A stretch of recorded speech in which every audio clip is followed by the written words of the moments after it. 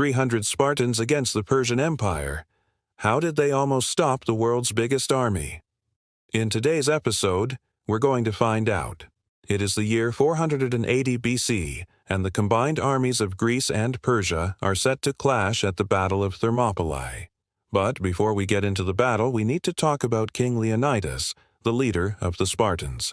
Leonidas was the king of Sparta, but he wasn't just any king. He was a warrior king. In fact, most Spartan kings had multiple names, but they were all known as Leonidas the Severe. And that name came from the fact that he demanded excellence from himself and everyone around him. In fact, he was so demanding that most people considered him to be a tyrant.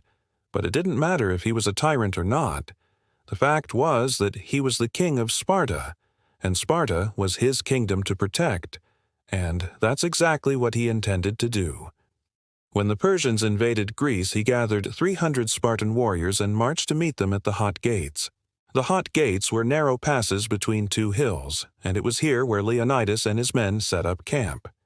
He also gathered 300 Thespians and 1,000 Helot slaves to serve as auxiliary troops. Their total force amounted to around 7,000 warriors, but half of those were Helots. So, really, their fighting force consisted of about 3,500 men. Now compare that to the Persian army. It was absolutely massive. Some historians say that it consisted of as many as 100,000 soldiers.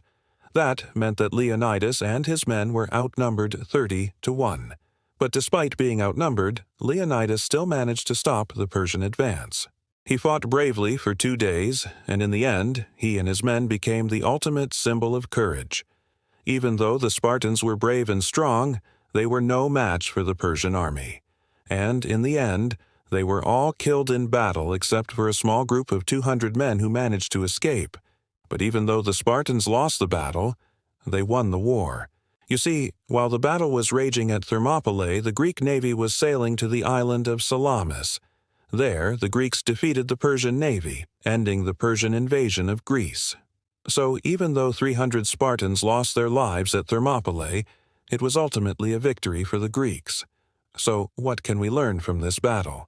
Well, for one, we learn that courage isn't always rewarded, but sometimes it's the only thing that keeps us alive. And that was certainly true for the Spartans. They knew that they were facing impossible odds, but they didn't let that stop them. They fought with all their might, and they died knowing that they had done their duty. Next up, Episode 4, Spartan Society.